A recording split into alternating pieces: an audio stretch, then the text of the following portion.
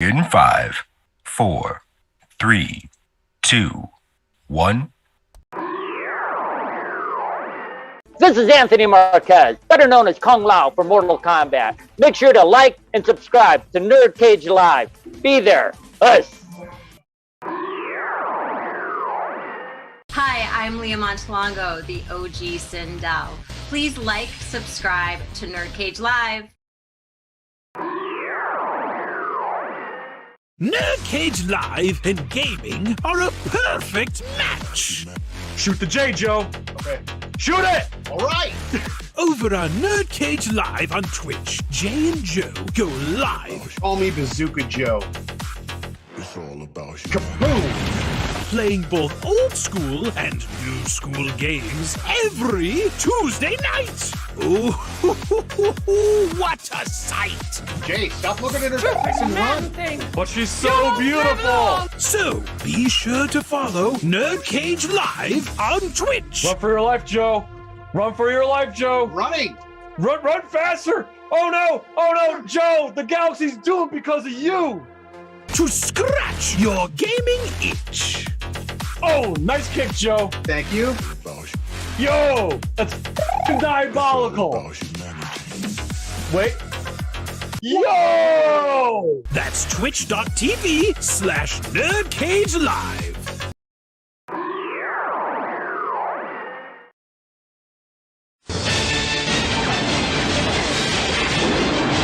I am Alexia Ashford.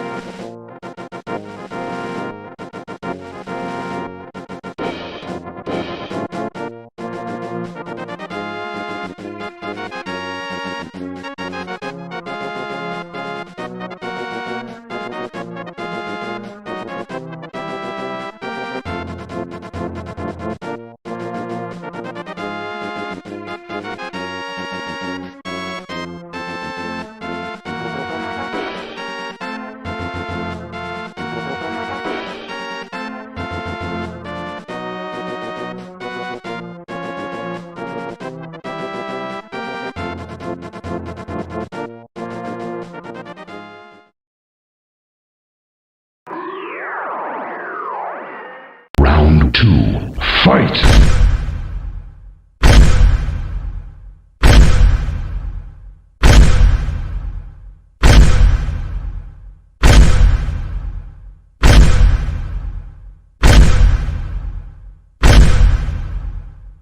Finish him!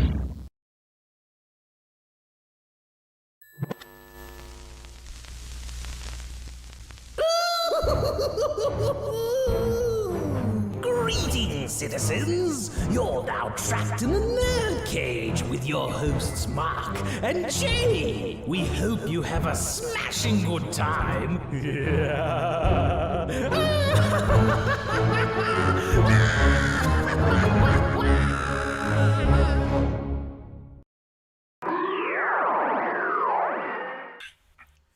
All right, NerdCage Nation. You know what today is? 51 years ago, the Elder Gods sent a baby down to Earth. And they said that this baby is going to become one of the coolest dudes ever on the planet. And he's going to bring the most epic YouTube channel called NerdCage Live. It's been foreseen, it's been foretold, and the prophecy's been fulfilled. That being said, everybody in the chat, if NerdCage Nation, if you're in the chat right now, I want to see happy birthday to Marq in the chat right now. When I open this bitch up, we'll get this started, but I want happy birthday Marq in the chat. Here we go.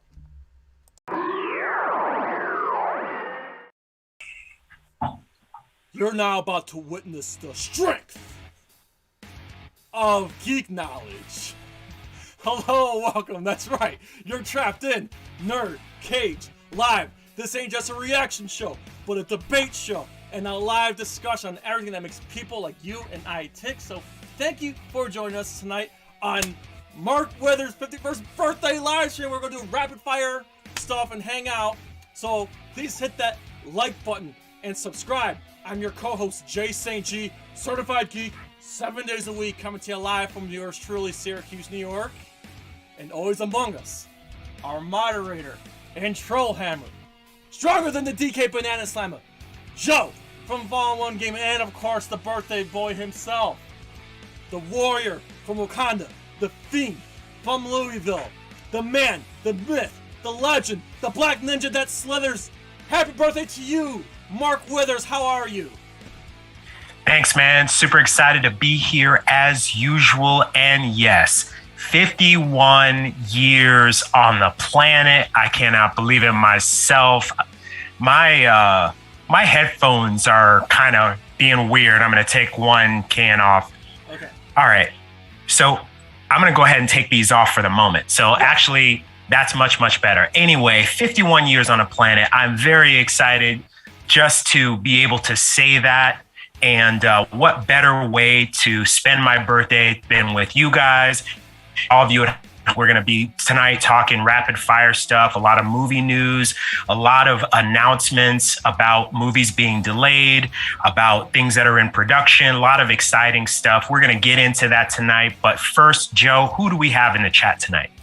In the chat tonight, we have Paul Tackett in the chat, Scott Bannock, Betty Rage, and Cindy Lou. Yes. All right, guys. Thanks so much for showing up, man. We really appreciate it. Yes. So I figured let's just jump right into it. So Joe, the moderator, here's what he's gonna do.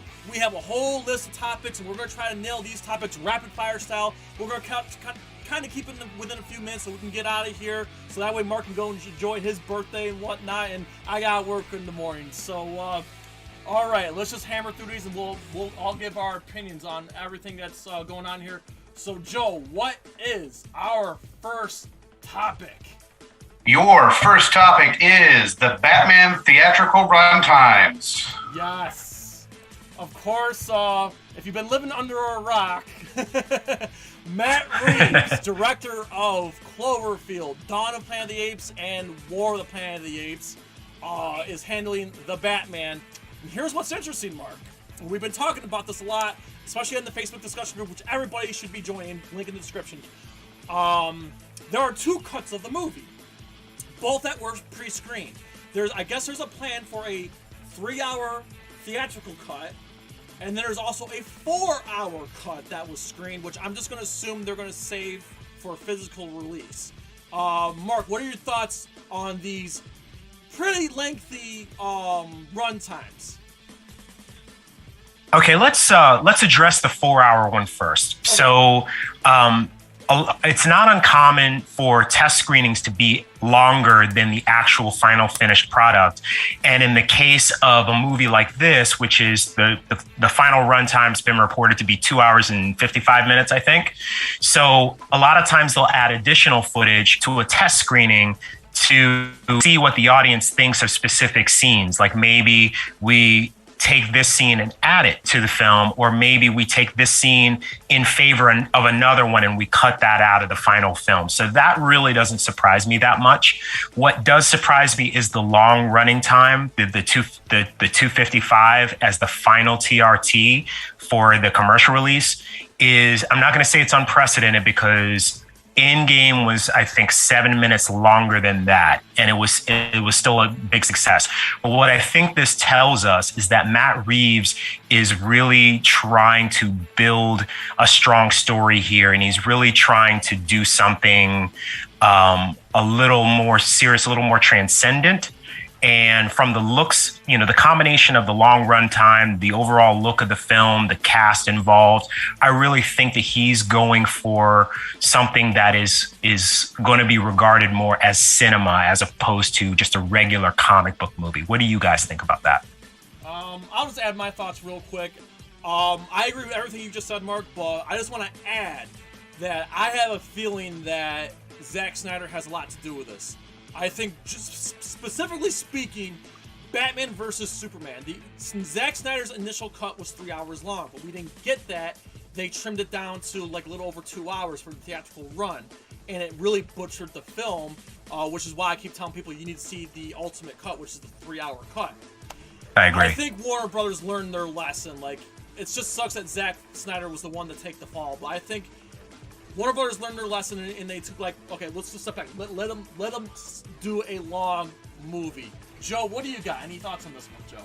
I agree with Mark, where this is leaning probably towards more cinematic than just action-based, because if you do an action-based movie, there's not a lot that you can do without oversaturating if you have a runtime like that.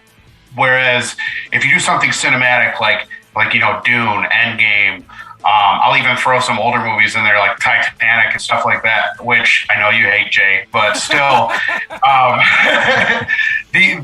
those movies cram a lot of cinematic content in there, which tends to drag the runtime out, which makes sense, So I think it's going to be probably a masterpiece of cinema looking at this runtime.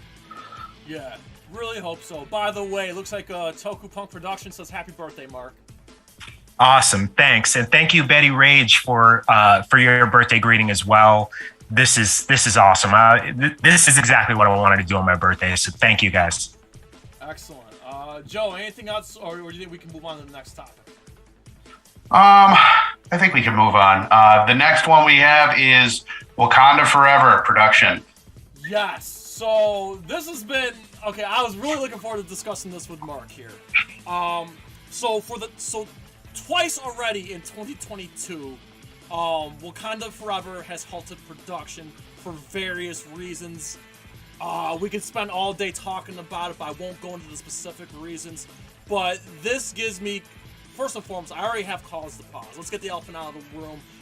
Chadwick Boseman. That's the first cause to pause. Right. But now you're hearing all about all these production problems. I have two concerns. One, is this movie going to be any good? And two, is this movie going to make a 2022 release date in November? So, Mark, go ahead. I'll let you have the floor right now.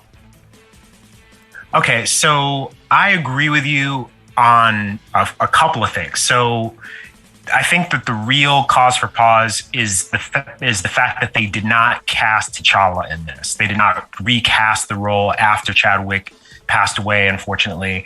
And it makes me wonder about the direction of the Black Panther saga. Hopefully they're going to follow the storyline in the comics and make sure the Black Panther, it sort of looks that way to me, given that at this point, the majority of the cast, aside from Daniel Kaluuya and Winston Duke playing M'Baku, the rest of the cast is all female. So I think that the overall storyline is going to be about like female heroes, especially now that we know that Ironheart's going to be in it as well. I think this is going to be a story about Shuri, hopefully. And but it's so uncertain. Like the fact that they had a script ready to go, they had to switch gears suddenly. And then on top of that, a number of setbacks, Letitia Wright getting injured, and now more recently, the COVID-related shutdown. Yeah.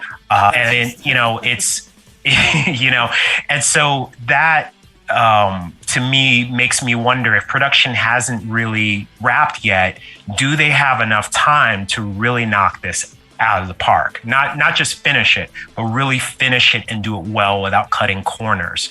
I'm a little bit worried about it, but at the same time, this is Ryan Coogler we're talking about. He's faced adversity before. I think that if anybody can pull it off, I think he can. Okay.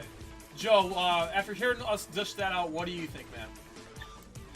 With the pandemic being what it is and seeing all these movies delay based on what happens in real time, I wouldn't be surprised to see it be delayed again. I don't hope in any way for that. I'm just being real here, that with everything that's going on, everything's all up in the air, and we have no idea when any of these movies will be coming out, to be perfectly honest. We may have dates in stone right now, but those are subject to change as always. So I wouldn't be surprised to see it delayed, and I agree with the direction they're going in. I'm hoping that this is going to be a Shuri focused movie too.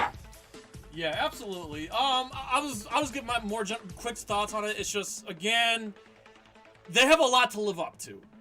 And the first movie was so was phenomenal. It was one of the much better MCU movies in my opinion.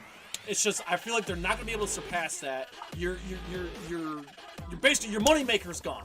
Chadwick Boseman's not there, and again, I don't want to get into the COVID stuff, but let's just say that it's not just COVID. There's vaccination issues going on too, and I just have a feeling that it's just really hampering down the production, and part of me just feels bad for Coogler.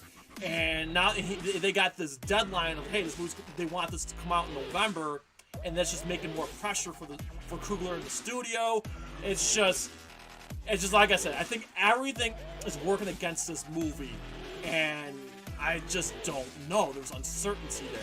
That's all. I don't want to get... We've gotten back and forth about it, but that's just my general thinking here. Hey, Brian from Monstrosities. Joe, go ahead and tackle that. My feed's not working. All right, there we go. It says he can't stay long, but he just wanted to pop in and wish Marq a very happy birthday, and he hopes that we're all doing well. Hey, thanks, man. We miss you, dude. Appreciate that. Joe, go ahead and I guess we can move on to the next topic. All right, next topic we have is Peacemaker. Oh, yes. Yes. First and foremost, just feast for your eyes to see on screen. I couldn't help myself. I put a GIF of the intro dance choreography. Listen, so much to talk about this show, but I'll try to keep it quick. First and foremost, it was just given news today that Peacemaker is the #1 streaming show on the planet right now over Boba Fett. Yeah, buddy. But no, which is great because don't get me wrong. Given the reception I liked the Suicide Squad. I didn't love it, but I liked it. So it was fair to say going into this, there's, everyone had a right to be apprehensive. John Cena still kind of unproven, but no, John Cena has arrived, and we just watched episode 5 today. This show is just so great. I love the direction they're going in, and I'm hoping moving forward that the DCEU can expand with these lesser-known characters in these HBO Max series and stuff like that. And yeah, man, Marq, go ahead. I said my piece. Yeah, I mean, I said before when we did our spoiler discussion on Suicide Squad that I didn't really care for that film, but that John Cena's performance as Peacemaker was easily the best part of the movie. And I love that HBO Max made the decision to double down on that character and give him an entire story, an entire series that we can enjoy. James Gunn has, for better or for worse, he has this crazy talent of being able to write for ensembles and be able to write these amazing team stories, and in this case, you only have 1 or 2 real superheroes on the team, but every character is rich and has depth and you care about them. And the series itself is just unbelievably funny and has a lot of heart, has so much energy. And I love that they lean into the silliness as opposed to just making it like a typical, like a CW show where it really tries to be comic booky. This really goes the opposite direction and kind of focuses on the foibles of these heroes and all of the sort of missteps that they make. So I really like it for that. And John Cena is just incredible in this, I gotta say. Yes, amen. Joe, have you had the chance to check out Peacemaker yet? I've only checked out the first episode, to be honest. And what'd you think? I liked it. It's got a lot of action. It reminds me a lot of the movie of John Cena's performance in The Suicide Squad, which was outstanding. And I love Robert Patrick is in it too. So I did like it. But like I said, I've only seen the first episode probably because I went back to watching Knight Rider now that it's on Netflix, which nice. I don't know if you guys knew this, but I did see, I think it was a few weeks back now, that James Gunn actually said that he's been talking to David Hasselhoff and wants to do a reboot of the series. Oh, wow. So we'll see. But how would that I'm curious, like, what kind of impact would that have on our culture now that we have like AI? Like, it's fairly, ubiquitous now. Whereas when Knight Rider came out in the early 80s, that was legitimately science fiction. Like, to us, like, Kit was like, man, it would be the coolest thing ever if your car talked back to you. But now, I mean, I was driving home today in my car. Cars do talk back to you. Ask it questions and it's answering me back. So I wonder if it would have that same impact now. I mean, I almost think you would have to set it back in the 80s to make it work. What do you guys think? Yeah, you would either have to set it back in the 80s or you'd really have to ramp up the tech to like today's standards and even push it further, holograms and all types of stuff like that, in order to kind of reach that level. The other thing that would kind of take away from it is the voice actor that played Kit he pretty much made the show between him and Hasselhoff, and I don't think he's around anymore, right? I don't know. I know that the what was the character that was sort of Michael Knight's handler? I know that he passed away, but I don't know about the actor. Devin Miles. Well, that's the character's name anyway. Yeah, I know he passed away.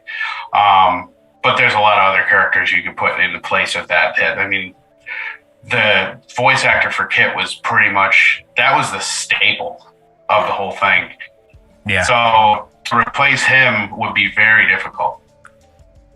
Absolutely. We'll see. I mean, it probably won't happen. I mean, not to mention that 2008 reboot on NBC, 5 years ago? That didn't go over so well. But then again, there was no James Gunn doing it. But who knows? I mean, we'll just have to wait. To be fair, NBC also had done like a Wonder Woman reboot that was god awful, and then look at like what the DCEU did with Wonder Woman. So I think that in the right hands, a Knight Rider movie could be killed. And who better to handle it than James Gunn? I mean, he's really great at writing and directing, specifically action sequences. I mean, it could work. I think it could work. Yeah. Before we move on, James Gunn is hard at work at Guardians of the Galaxy 3, which I personally don't care. But here's what's cool, though. He just recently said, I think like yesterday, that there are more HBO Max spin-off of Suicide Squad characters in the works that he's going to be working on. So I don't know what other characters they're going to do, but the fact that please give Vigilante his own series, please. I love that character. Yeah. I mean, James Gunn has done a great job with these characters in the DCEU, so I'm glad that he's staying with DC, even though he's going back to Marvel to finish up his Guardians trilogy. But I'm glad that he's sticking around Warner Brothers, and I like the idea of him not just doing movies but doing HBO series. So I cannot wait to see what they have planned for other characters in that universe. Okay, Joe, what's our next topic? Next topic is Ozark. Yes! Oh my effing goodness! If you have not watched the first 7 episodes of Ozark, stop what you're doing. Well, actually, no. After this stream, go watch them. Don't stop this stream. Hang out with us. But go watch Ozark Season 4, the last season. It's just the first half. The first 7 episodes are up now. The last 7 episodes will be up later on this year. Oh my goodness. Like I said, you're going to see our rapid review. Like I said, the stakes are higher. The body count keeps climbing. This is hands down the best crime show since Breaking Bad. Mark, go ahead. Yeah, man. I echo everything that you just said. I think that this show just continues to improve every season. Just when you think that they've hit the pinnacle, like the very top of what they can do, they push the envelope and they go even further. I really love Julia Garner in this series. Wow, she is for as young as she is. I mean, she's just an immense talent. Everybody in the cast is fantastic. I mean, Lenny's great. Of course, Jason Bateman, the actor that plays that plays her cousin, that plays Julia Garner's cousin. I don't remember what his name is in the show, but he's really good in it as well. I mean, this is a show that it seems like they really take their time and make sure that it's well written and well produced. The only thing that I don't like about it is that I really thought we were going to get more episodes before the mid-season finale. I really expected to get like 10, and we wound up getting 7, and I didn't know until we were watching the 7th episode that was it. And so, like, that just kills me right now. It's so funny story. I thought all the episodes were there. I didn't know they were splitting in half. So once 7, I was done watching episode 7. Keep in mind, I planned the whole day for this. Like, wait a minute, the show's ending like that? That don't make no sense. And then, like, I looked online and I said, yeah, it's 7 episodes and 7 episodes later. I'm like, oh. And I'm like, well, I got. Joe, have you checked out Ozark yet? I haven't. I actually have to binge the entire series in order to get to this. So I might be in a better position. I may actually be in a better position than you guys because I have more content to watch. Yeah. If you enjoyed, you let us know, Joe. That I will. being said, what we got next, man? Next we have Picard Season 2. Did you all see that new trailer? I believe Joe posted on the Facebook discussion group. I In did. the description, please join. Mark, what are your thoughts on Picard Season 2? Because I know you're one of the ones that actually liked Picard, because there's a lot of Trekkies out there that hate it. I loved it, and I'm glad you loved it too. So, Mark, what'd you think of the Picard Season 2 trailer, and what's your excitement for it? Well, I'm going to confess I didn't get a chance to see the trailer, but I have been following, I've been sort of tracking the progress of Season 2, and I'm excited for it, man. Like you said, I'm like one of the few Trekkies that actually really enjoyed Season 1, and I've been curious where they're going to go from here, and it looks like they're going to be doing some time travel here. If any of the past like time travel stuff that Star Trek has done is any indication, this is going to be great. We're going to get Q. We're going to get the return of Whoopi Goldberg as Guinan. I'm really excited for this whole thing. Another thing that I read is that we're going to find out more of Picard's backstory, why he never got married, some things that have happened to him in his past. And it makes me kind of think that we're going to be seeing some retelling of the next generation, but from different perspectives. So I'm really excited. I hope that's the direction that they go, but even if they don't, man, I'm stoked. I don't have Paramount Plus currently, but as soon as this drops, I will be getting it. I'm with you on that one. Joe, you come from a Trekkie family. Yes, I do. So what are your thoughts on Picard Season 2, and have you watched Picard Season 1? I binged the whole entirety of Picard Season 1, loved it, absolutely loved it. Picard Season 2, having Q back, wonderful. Guinan, the Borg Queen, and the whole time travel aspect of it, to where they're going to time travel back to current time. That's going to be amazing. So I can only imagine where they're going to go with it, and it's going to be a wild ride, and I'm ready for it. A buddy of mine was able to give me access to Paramount Plus, so I'm primed and ready. Yes, awesome. That and Halo.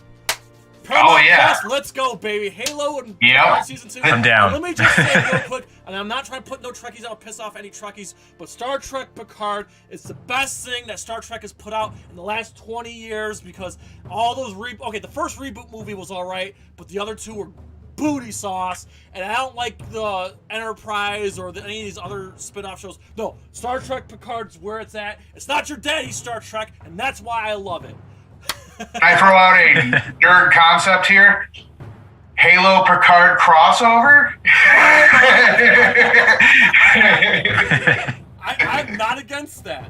All right, listen, I want to take a quick break. Mark Withers, I got you a little something for your birthday. I want you right here, right now. I want you to open up. I'm gonna put you on full screen. I want you to open up your gift. I want to see I want the whole world to see your reaction. I want you to show it off to everybody. Okay, so I got it right here. I've been wondering what this is. By the way. It's very soft and plushy. Got a hard back here, so I'm guessing that might be a label. Let's see. Just rip this bad boy open here. I'm glad your gift arrived on time. It arrived early, but I'm glad you got it on time. Okay, is this like a... Oh, man. I love this. So I'm not going to open the package up just yet, but I don't know if you can see that on camera, guys. Yep, we can see it. But all right, so for anybody who doesn't know, I've talked about this many times. I've worn a t-shirt many times. I am a Golden Girls fanatic. I grew up with the show. Betty White's been a hero of mine. This is my squad. I consider them family, even though I never met any of them. Whenever I'm down, I can always watch a couple episodes of Golden Girls. It lifts me right back up, and this is really special to me. So thank you, Jay. This really means a lot, man. Oh, absolutely. Thank you. I'm blown away. This is awesome. I wanted to get you something because it's cold in Louisville. So if you want to just hang out on the couch with Cindy and watch, binge some, Picard or something, then you can stay warm with your Betty White Golden Girls blanket. On top of that, I guess I'm not stepping on anybody, but I know you're moving pretty soon, and this would be a good moving gift. So you got a new blanket to go with the new place. So. Yeah, it's birthday / housewarming. So yeah, I'm just gonna say one thing to both of you. Thanks for being a friend. Yes, thank you for being a friend. Absolutely. And Mark, let me just say, before we move on here, because we're doing good on time, Mark, I just want to say, so last year I made a video for you, and the thing that I said to you in the video is that I met you at the radio station I used to work at in Syracuse when you were on tour, and I see you walk in the room. You're such an individual, and it was cool getting to know you, and we stayed in contact. Well, we lost contact, but we got back in contact. We did this, but I said to you in the video last year, in that 50th birthday video, I said that you're going to be the man that's going to take me to the top of the mountain. This NerdCage, we're going to climb to the top of the mountain. And I cannot wait till we reach the top of the mountain. I'm going to be like, yo, Mark, look, we did it. But let me tell you something. We may not be at the top of the mountain yet, but the view from the mountain where we are, the climb that we are right now, from the view from where we are right now is looking pretty damn good after 1 year, I will say. So yeah, this has been a great year too. We're at the first foothill of that mountain, so it's going to be more of a hard climb, but thanks to the support of all of our friends, our family, and even people that we don't know that live in other states and other parts of the world are kind of checking us out, and that really means a lot. So anybody out there that's listening, thank you so much for that support. We're going to continue to try to make good content for you, and that's all I have to say about that. Yeah, I'm so glad we get to bring you guys along for the ride. Yes. Absolutely. So Mark, once again, thank you for all you do. Thank you for grooming me to be an awesome editor, because video editing wasn't even my thing until you came into my life, and like I said, I follow your example, and again, I guess I'm allowed to say, your sobriety is an inspiration as well, and thank you. All the things, all the good that you do, the good you bring to this world really inspires me, and dude, I love you, man. Thank you for being such a great friend, and like I said, thank you for choosing me to help you do this. Absolutely, man. I mean, this is a great partnership, man. So with that said, man, let's go ahead and get to the next topic. Joe, what do we have? Next topic is Mission Impossible 7's delay. Dun, dun, dun. I'll go real quick. Listen, this movie is cursed. And what concerns me is, I think Mission Impossible will be a hit. But look what happened with No Time to Die. No Time to Die was a hit, made almost $800 million, still climbing, but it made no profit because of all the delays. And I feel like the same thing's happening with this movie. Will it be great? Absolutely, I'm sure, because Tom Cruise never phones it in. But with all the delays, does concern me. And how many more times are they going to have to delay before Paramount says, you know what, we're going to throw it on Paramount Plus because we can't afford the delays any further? I don't know. Mark, what do you got on this latest delay of Mission Impossible 7? So first off, I applaud Tom Cruise. He's really done a good job of taking the COVID thing seriously and creating like as safe an environment as possible for his cast and crew. This latest shutdown is evidence of that. It kind of sucks for the overall production of the film. It's going to make it more costly, of course, but the safety of everybody involved, paramount, and I really appreciate that Tom Cruise is at least doing that. Now, that said, we know that the overall budget of Fallout was somewhere around 175 million, right? This is probably going to be close to double that now because of, the complications with the pandemic. Also, they probably, typically, as sequels progress, they cost more. So, yeah, like there's a really big risk of this movie not turning a profit.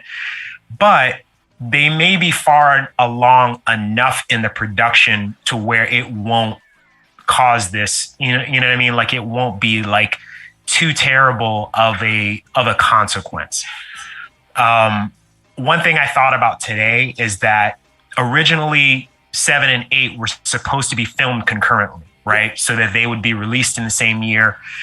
I think that they may be, let me take this off. This is really messing me up. Yeah. I think that they may be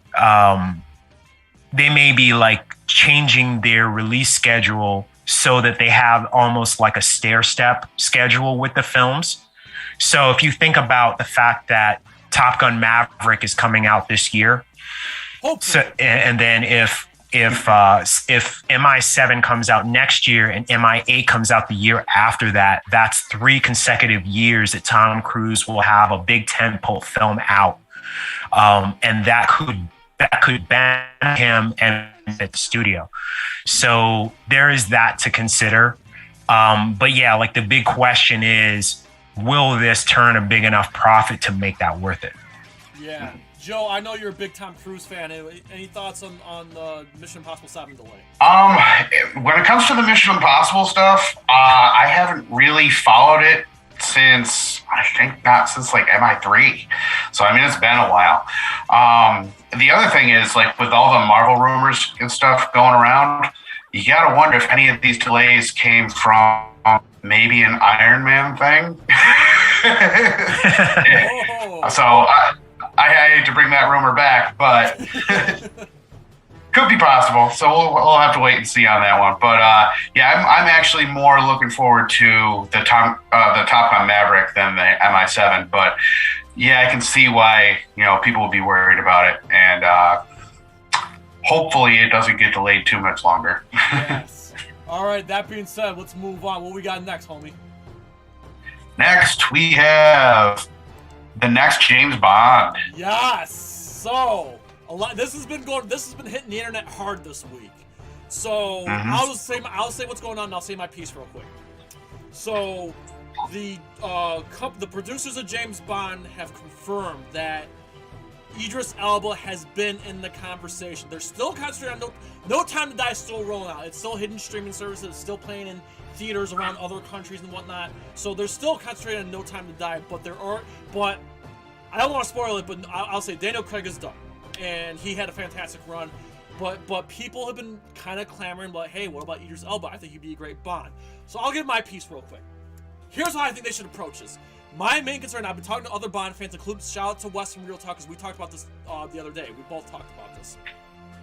So my concern is Idris Elba's age. He's going to be 50, and Daniel Craig was 38 when he started his Bond run, and he did it for 15 years. I can't foresee Elba at his age playing Bond for the next 15 years. Here's why I think. Let me interrupt you for just a second, Jay. Joe Raff in the Facebook discussion group, he's saying your voice is super quiet. Okay. Is anybody closer? Yeah, just bring it just a little bit closer. I'll bring my mic closer. Okay. Okay. So here's what I'll say is that here's what I think would be the appropriate approach. I think if they're on board with Idris Elba, they should do a trilogy or like a short like Timothy Dalton like run, just do like 1 or 2 movies, or do a trilogy and just film them close together. I think that's the only way I foresee this working, just because, like I said, the man's going to be 50. If he were to be picked as the next Bond, he'll be in his mid-50s by the time his Bond movie comes out. So I think if they're going to move forward, they should just do like a short trilogy or a duology. I think that would satisfy everybody. Mark, what do you got on this? Yeah, I kind of agree with you. I don't see, as much as I want that, because I've wanted Idris Elba as Bond for a long time. I think that he would be really perfect, be a completely different type of Bond, a completely refreshing version. But in all honesty, given his age, I don't really see this happening. I know that the Broccoli's have said that, they're friends with Idris, and that they've actually had these discussions with him in the past. And it's, while it's on the table, they're not ready to really talk about another Bond until all of the press and all the talk for No Time to Die is done, because they don't want it to compromise the success of that film. So, or at least the trajectory of that film. So by the time that's done, and then they cast a new Bond, and then they write a screenplay, and then and then they go through pre-pro, and then film it, and then go through their marketing and all of that. For the first Bond movie, we're talking another 3, maybe 4 years before we get another Bond film, optimistically. And by that time, Idris Elba will be 54 years old for his first Bond movie, right? Mm-hmm. Now, we expect usually to get like 4 or 5 Bond movies, from an actor. Yeah. I don't think that he's going to be in the type of shape that he needs to be by the end of that run. So I really don't see that happening. And while they talk about, while there's been a lot of buzz about Idris, there's also been a lot of talk about Henry Cavill. There's been a lot of talk about Tom Hardy and other actors, right? Richard Madden from Game of Thrones. There's been a lot of names thrown in the hat that are viable candidates to play Bond, but as the Broccoli's have said, they're just not ready to have that discussion yet. So we probably won't hear anything for another year or two at the earliest. Yeah, very well said. Joe, what are your thoughts on the possible new 007 or any general 007 thoughts? I agree. Idris Elba would be great, but there's an age factor again. As far as Tom Hardy goes, we go back to Venom when we think of Tom Hardy, so it would be hard to get that image out of my mind. Then there's others like Tom Hiddleston. He'd be great. Actually, that's a good one. Yeah. That sounds like a good one. I'll even throw this in there, and this is coming out of left field, but Andrew Garfield. The only reason I can say that is because of Tick, Tick, Boom. Because of some of his more classic films, he may be able to pull it off. He's a pretty evil actor, I'll say that much. I worry about, even though he is the right age, I think. Mm-hmm. Yeah, he's only like a year younger than what Daniel Craig was. So Right. But Daniel Craig, at the same time, during the filming of Casino Royale, looked older than what Andrew Garfield looks now. Like, to me, he still has like a baby face. Like, I don't know that he would be acting Bond on this stage.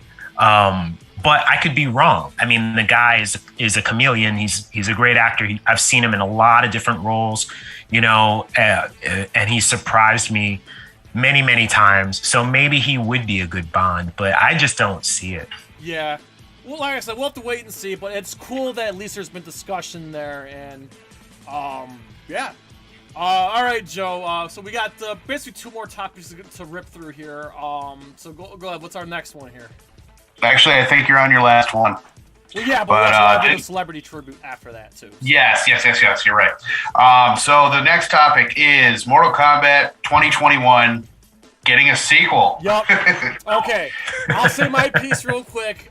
First and foremost, I'm everybody knows I'm the big, Mortal Kombat fan. So here's the thing.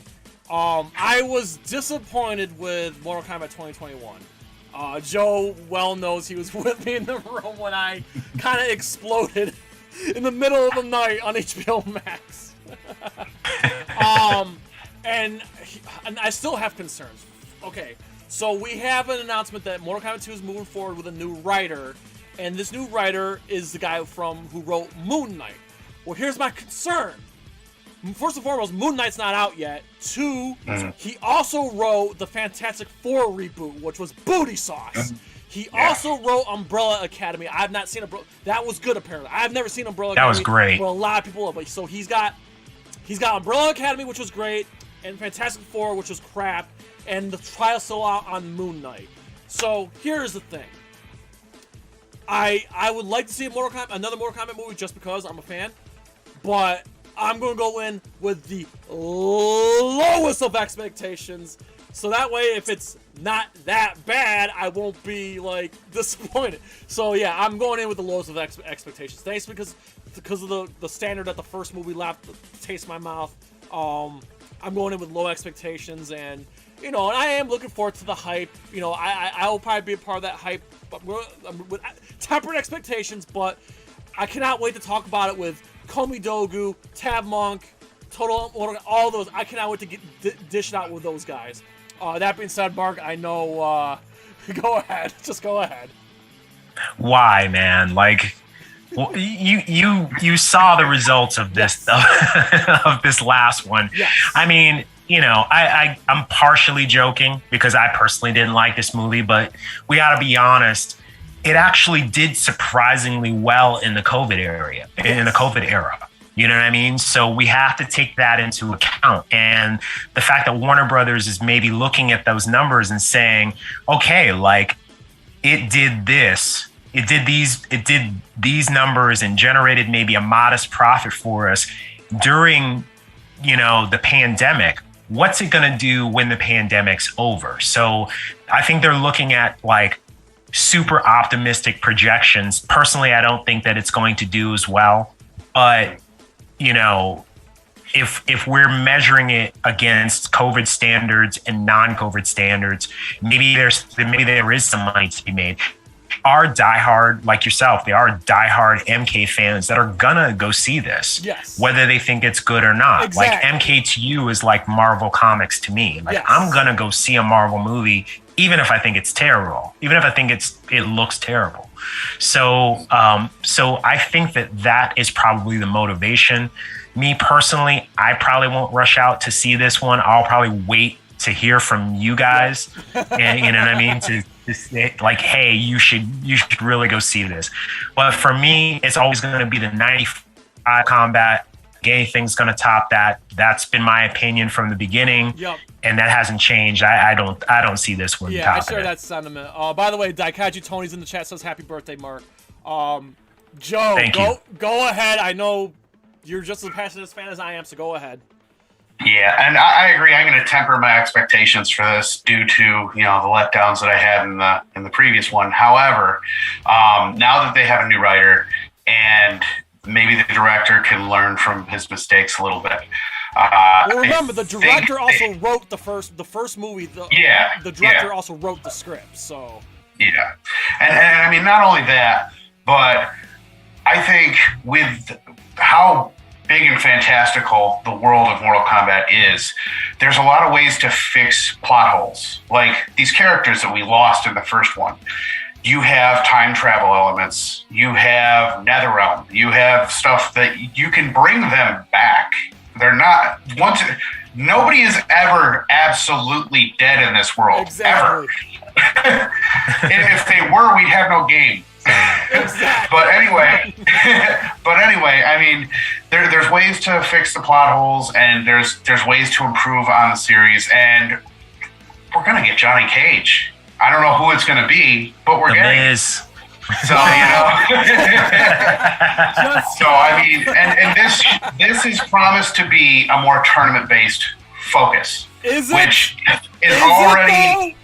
That's what they say. We'll see. But if that's true, that's the right direction to go in. Again, so I we'll got have to wait burned and pretty see. bad last time, but again, I know.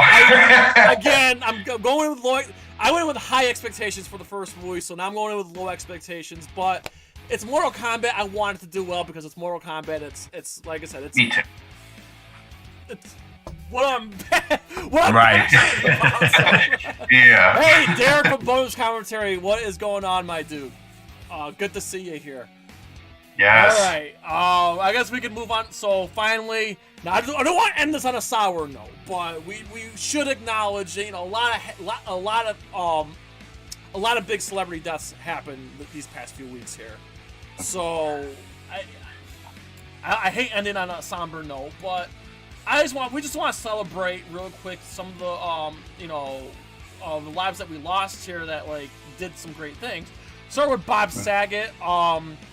Basically, in the 90s, he was America's dad, but outside Full House, he was the raunchiest of raunchiest comedians, and my goodness gracious. I'll just say my happiest memory of him as a young child is watching him on America's Funniest Home Videos. Yes. And as an adult, the roast of Bob Saget on Comedy Central was one of the funniest celebrity roasts ever. Marq, any memories of Bob Saget or anything you want to say regards to Bob Saget his passing? His scene in Half Baked is probably one of the best and funniest scenes in comedic film.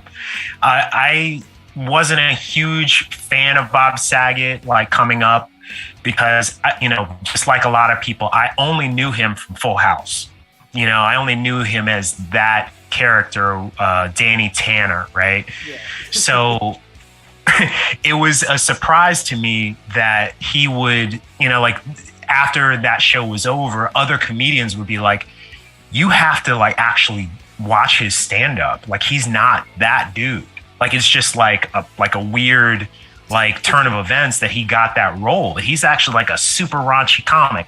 So I watched some of his comedy and they were right. The dude's hilarious, and I became a fan of his, and it does sadden me. I hadn't heard anything about him in a number of years, but like you said, I mean, he left an impact on us in different ways, in addition to all the things that we mentioned, his stint on Entourage was fantastic. Did you guys ever watch that show on HBO? I did not, actually, and everyone keeps telling me why I even watch Entourage. Yeah, he plays a sort of, exaggerated version of himself on that show. But it's great. You gotta watch it. Yeah. So it's sad that he was sort of making this comeback, and he was doing this tour. Everything was great. He was up in spirits. That the last night of his life. It's not really sad if you really think about it, because if we're truly gonna go, we want to go out on a high note like that, I would think. So, props to him and prayers to his family. Absolutely. Joe, Bob Saget, go ahead, man. Yeah, I grew up like you with seeing him on AFV, and I loved how I also got to see a lot of his stand-ups, and I loved how he was able to flip the switch, and he was able to go from G-rated to R-rated in no time. And if you knew him personally, he was always he was Danny Tanner outside of the limelight and everything. He was the nicest guy, and it's just great that he had that versatility, and it's just sad to see him go at such a young age. Yeah. And I got one thing to say. Holy shit! There's shit everywhere. Yeah. the one funny scene in that movie, Dumb and Dumber or whatever. That movie sucked, but the one funny scene was the one with Bob Saget. Holy shit. Yeah. Oh, yeah, and Tourette's guy, if any of you internet fans out there. Yes. Yes. Also, another one here. Again, another one that was big in my childhood here. Louis Anderson. I grew up, I was a Fox Kids Saturday morning cartoon guy, and I loved Life with Louie. That was probably one of my, outside X-Men, Batman, and Spider-Man, my other favorite cartoon, well, Ren and Stimpy, but Life with Louie. that was a great just inside look at his childhood with such like a strict dad and like a really overprotective mom and an annoying little brother, and it was fun, you know, seeing his view on that. And then of course when I grew up, I did see him in like Coming to America, and you know he's done a lot of TV appearances. But yeah, that and real quick, shout out to our good friend Matthew Farden, voice actor extraordinaire, who also is the voice of NerdCage Live, by the way. He was saying that he actually met him on set in Hollywood, and that they were talking about sports and hanging out. So it's cool that Matt shared that memory with me. He told me that story. Mark, what do you got on Louis Anderson? Yeah, I would just, you know, repeat what you're saying. You know, I've been a fan of Louis Anderson since the 80s. You know, I used to stay up late and watch. I'm not really late, but late for a kid, you know, like, but I would stay up late and watch The Tonight Show. And that was like where he like had his big break, doing, you know, like seeing him do his stand up on there. And then, you know, of course, in Coming to America, you know, that's where I really loved him. But most recently in the show Baskets, you know, where he plays Zach Galifianakis' mother, you know, I just thought that was really an interesting role for him, and he did a great job at it. You know, it's always sad when we lose somebody, and this was one that I just did not expect, and you know, it's pretty sad. All right, Joe, Louis Anderson, what do you got, man? Yeah, I hate to sound like an echo, but same thing. Life with Louis. I grew up watching that, and my introduction to Louis Anderson was actually in Coming to America. You know, that one scene where he goes, "See, right now I'm washing lettuce. Next I'll be on fries. In about a year and a half, I make assistant manager. That's where the big bucks start rolling in." Yeah, he was just a naturally gifted, funny man, and like I said, it was cool knowing that Matt Farden confirmed that he's a cool guy. It's always nice to know that, you know, outside we see them, they're actually nice people outside their profession. Yeah, it's just sad that he has to join the same club of, you know, these big actors that we've lost too soon. Chris Farley, John Candy, Louis Anderson. It's a shame, but it is what it is. Yeah. So he had a great career. Next, Meatloaf. Now, I'm not going to stand here and tell you I'm a Meatloaf fan. I'm not. I don't even really like his music, but I'll say this. I liked him in Rocky Horror Picture Show, is what I mainly remember him, like, think of him. And also, he was also the dad in The Pick of Destiny with Jack Black. Yes. It was cool. And the thing is, I'm a diehard Anthrax fan. For those who don't know, Scott Ian, that's his father-in-law. Pearl Day, his wife, that's Meatloaf's daughter. So wow. Yeah. So there's that connection there. And then finally, I think a funny memory, unintentionally funny memory of Meatloaf was him flipping out on Gary Busey on The Apprentice. Was absolute gold reality TV. But yeah, it's sad to see about his passing, and I know he had a lot of fans. But yeah, Mark, go ahead. What do you got on Meatloaf? His name was Robert Paulson. Yes. Like, that's all I gotta say, man. Like, you know, Fight Club, that's where I know him from. You know, like, I was never really a big fan of his music, but when I saw him in that movie, I became a Meatloaf fan. I actually saw him live at like a fest. It might have been, I don't even remember now. I've been to so many over the years. It might have been Taste of Chicago. It was like an outdoor summer fest. And he really surprised me with how good he was. Like I said, I wasn't really a fan of his music, never really bought any of his albums. He was great live, man. I really enjoyed his voice. As an actor, I thought he was a really great talent. He really should have been in more stuff. And, you know, politics aside and all that, like, I think that he's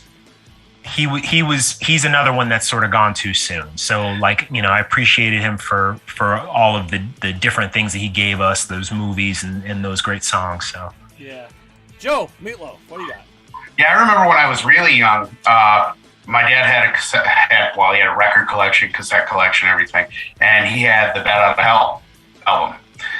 And I remember remember putting it on, thinking it was going to be like Ozzy Osbourne, and listening to Meatloaf and go, "What the hell is this?" The only song that it's the only hit you think of when you think of him, is that one.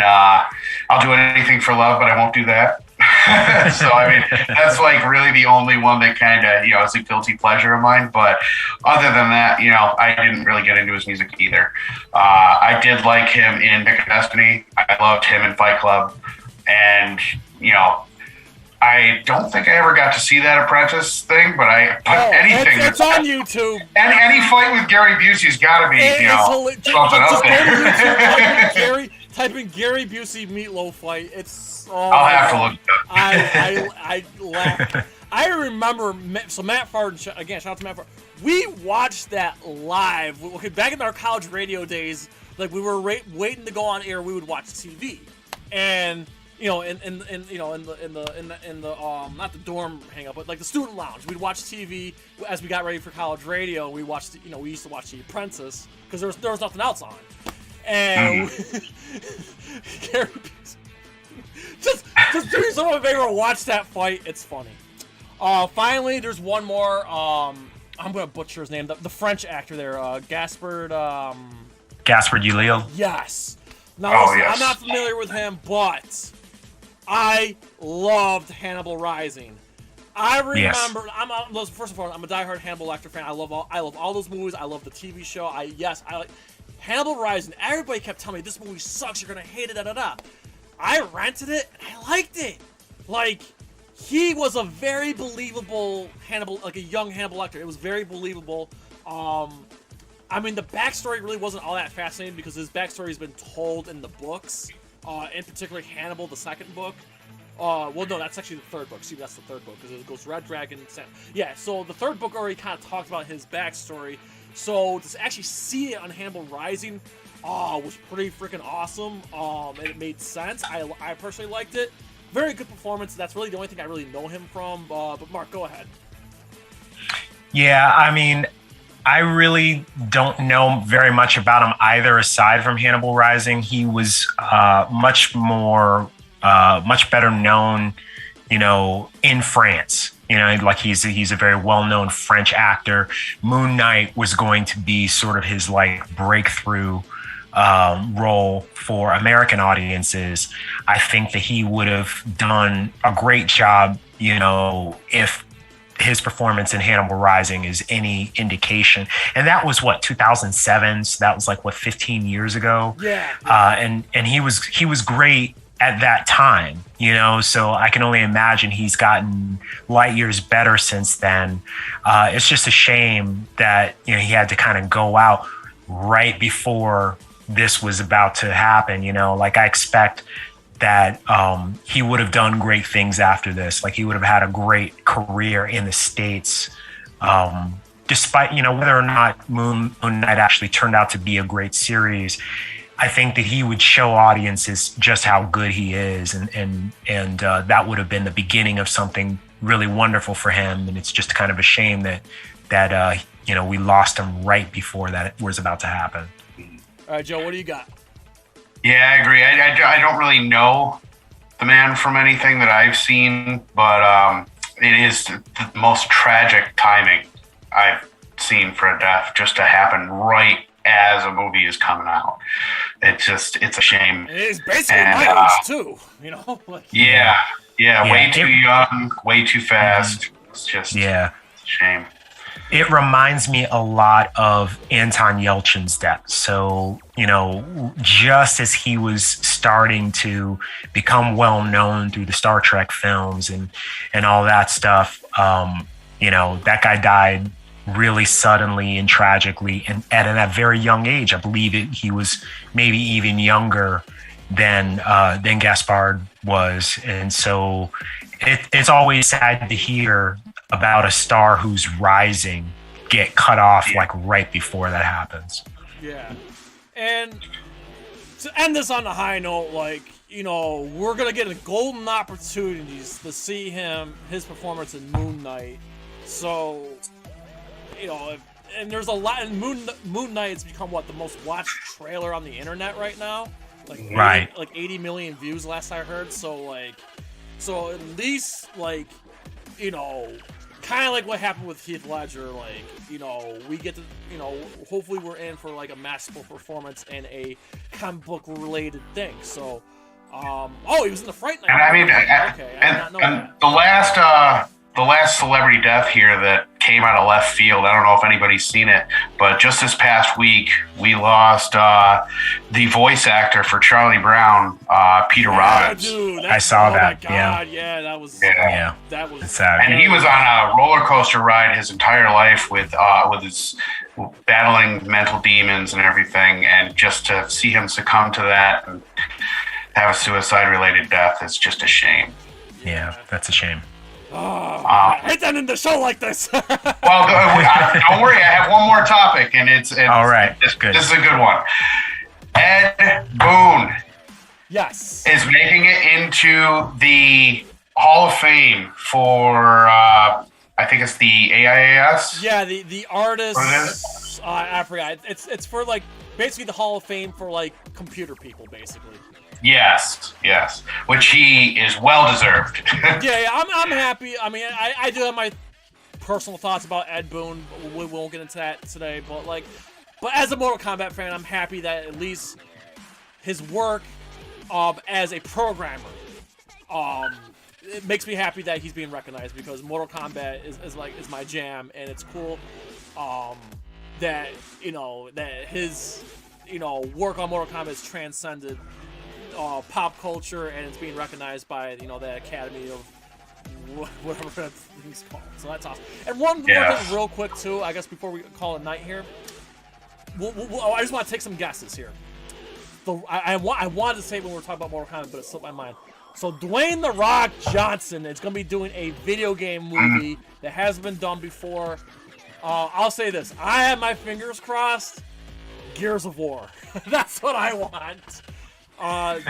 Joe, do you have any hopes and dreams of what that movie could be that Dwayne Johnson's doing? If we want to go back to Ed Boon, he did tweet that he would be a great Shao Kahn. Yes. Which it's not, I think he's not. I mean, yeah, I doubt that would be it. But I can see that. It's something that hasn't been done before. So yeah, it's kind of racking my brain trying to figure out what movie he would be well in when it comes to video games, other than Mortal Kombat, stuff like that. You know what I mean? I just think Gears of War is perfect. Whether if he's playing Marcus Phoenix or somebody else, he's got the charisma, the body type, and yeah, I would love to see a Gears of War movie. But Derek from Bosconner says Minecraft. So he can finally be a rock. Mark, any thoughts on Dwayne Johnson's new project that he's doing? My guess is Pac-Man. He's got the look for it. You know what? If they make a Pac-Man movie in the realm of how the Sonic movie went down, and it's Dwayne Rock, yeah, I'd be down for that. Well, here's another thing. Just because he says he's doing a video game movie doesn't mean it's live action. It could just be voice acting. That's true too. You know? And yes, Paul Tech, yes, he did Doom, and yes, he did Spy Hunter.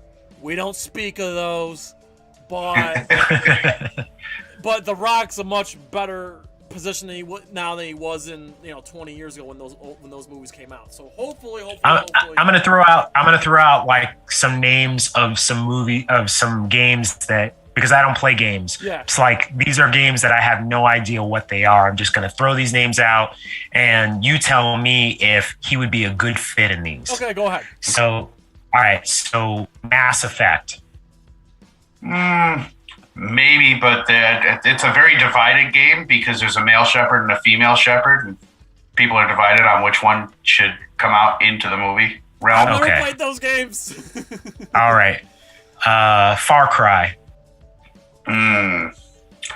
Far Cry is a mixed bag. It's got different protagonists depending on which one you're talking about. So, okay. And I don't think there's really any characters in there that kind of reflect The Rock, to be honest. Okay. All right. Grand Theft Auto. Yes, but my thing is, given the circumstances and the nature of that game, I can't foresee a family-friendly Dwayne "The Rock" Johnson dabbing into a game about killing hookers and killing cops. It could be possible, but we already have the Fast and the Furious, so which is pretty much the same thing, except you're racing the cars rather than stealing them. Right. Oh, Paul Taggart says Contra. Yes. Maybe, although absolutely would love to see a Contra movie with Dwayne The Rock. Absolutely. I could see that. I mean, Contra was originally a knockoff for Alien and I don't know if Contra's a big enough game for like the mainstream audience though. But he would be great in that. Yeah, that's a good one. Wow. Call of Duty, you can throw anybody in Call of Duty. Shout out to my fellow New York Knicks fan Ian in the chat. He says Call of Duty. The only thing about Call of Duty though, that's basically a war movie. It would just be a genuine war movie, but right. I don't really think like video game. Like I won't think of it as a video. But would that draw audiences? Absolutely. Anything with Dwayne The Rock Johnson's gonna draw audiences. But yeah, I think that. What about Splinter Cell? No, you have to have Michael Ironside in Splinter Cell. I know he's older, but I know. Well, it wouldn't. I think with Splinter Cell, I don't know if you can do a live action Splinter Cell. You probably have to have it animated, because Michael Ironside's voice is he is Sam Fisher. Yeah. So it's very tough to cast anybody else as Sam Fisher. Oh my gosh, bonus commentary says Streets of Rage. Yes. Yes. That's a good one. I don't know if I can picture that as a movie, but we'll see. I cannot wait. I'm sure we'll get an announcement in the coming weeks. Wait, hold on. Got it. Double Dragon reboot with The Rock and Kevin Hart. I would watch that. I would 100% watch that. I would watch that. Those two got the coolest bromance ever. I would totally watch that. All right, so that being said, let's cut it. So hey, we did good here. I mean, yeah, we're over an hour, but we also, we had our intros, outros, and all that stuff. So, Marq, anything you want to promote? We are working on. Can I talk about it? Yeah, go ahead. All right, so we are putting finishing touches on Volume 2 of NerdCage Live Fight Critiques. This time it's going to feature Master Danny Pacina, who we all know as the original Johnny Cage, the original Scorpion, the original Sub-Zero, many others. He's going to give us his take on 3, or did we do 4? We did 4. Round 2, fight. And he's giving us his take from an expert's perspective. So it's very interesting to see his take on these fight scenes that we really love. It kind of changed my opinion on a couple of them, to be honest. But anyway, you'll be seeing that really, really soon. Also, look for our more recent TikToks that are going to be dropping tomorrow. One is going to be for Ozark, and the other one is going to be for the most recent episode of Peacemaker. That one will actually drop. Well, tomorrow is Friday, so look for both of those tomorrow. Excellent. Yeah, I am very much looking for fight critiques. It's baking in the oven right now, and it's smelling good. And let me tell you something. It will be premiering 2 weeks from tomorrow, so be ready. Get all the hype ready again. We did a Jackie Chan movie, a Jet Li movie. There's one movie where I'm not gonna even you can guess. And of course, it's only appropriate that he also did the Mortal Kombat 2021 Scorpion Sub-Zero fight. So look forward to that, and hopefully more fight critiques to follow. So that's pretty exciting times, and we have other great stuff in the works. We can't really reveal yet because they haven't gone into production yet. But there's a lot of great stuff coming. 2022 is going to be the year of NerdCage Live. Joe, go ahead. What we got going on tomorrow night? All right. Before I get to tomorrow night, I want to thank everybody for the massive amount of views we've gotten on our Resident Evil Top 10 ranking video, which has been able to unseat Zelda. So Resident Evil it's official. Resident Evil is better than Zelda, Jay. just to echo what Joe said, I'm just happy that the video's still getting views and that NerdCage Nation shares our passion for Resident Evil and gaming. So it makes me happy that people are still watching. So yeah, please check that video out. And if you're an audio junkie, we actually have the audio-only podcast version of that as well on wherever you find podcasts. So yes, Resident Evil. Yes, although you're going to want to see it on YouTube, stay till the end. You won't be disappointed. Yes, post-credits. You want to see that post-credit scene. All right, moving on to tomorrow. Speaking of Zelda, I will be playing probably the conclusion of our Zelda playthrough tomorrow night on Twitch at 8 o'clock Eastern Standard Time. Also, next Tuesday, we will be continuing Resident Evil Code Veronica on Twitch. Absolutely. So you won't want to miss that either. Yes, very well said, Joe. And again, happy birthday to our dear friend Mark. Thank you to everybody who stopped in to wish Mark a happy birthday. Definitely enjoy that blanket.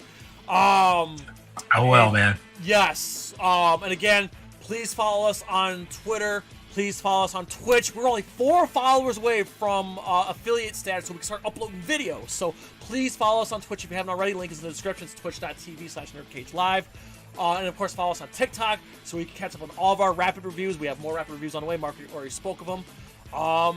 And of course, the Facebook discussion group. You guys are amazing. Thank you so much for everything that you guys post. And I'm glad that we're able to share that discussion group with everybody. It's growing every day. I love everybody's utilizing it, and it's just great having our little discussions and debates and sharing news and stuff like that. Thank you to NerdCage Nation and the Facebook discussion group. Everybody can join. Link is in the description. So that being said, we pretty please ask you to like, comment, subscribe, ring that bell, and spread that shit like Sylvester USA from Syracuse, New York to Louisville, Kentucky, to all of our friends and fans around the world at NerdCage Live. As always, enjoy life, stay safe, and good night. Sayonara. Good night. Round 2. Fight!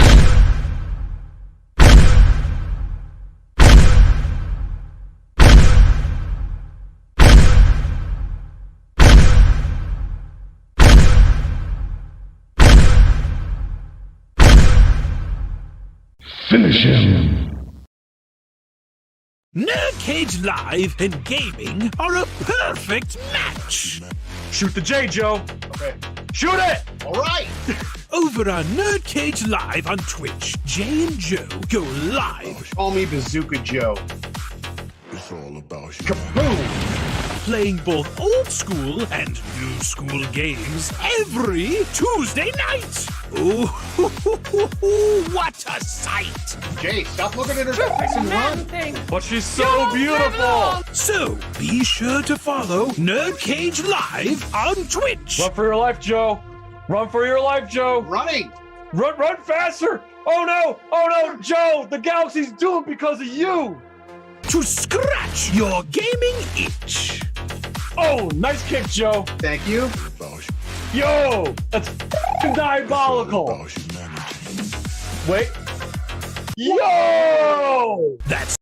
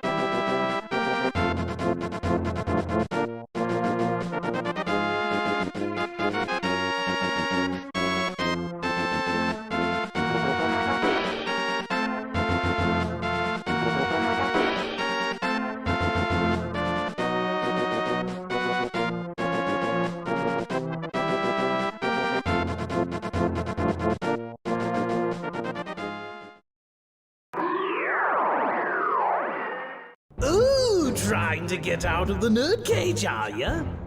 Well, before you go, hit that subscribe button. And if you're really intrigued, ring that bell. Thank you for dropping by. Until next time, tell everyone you know about NerdCage Live!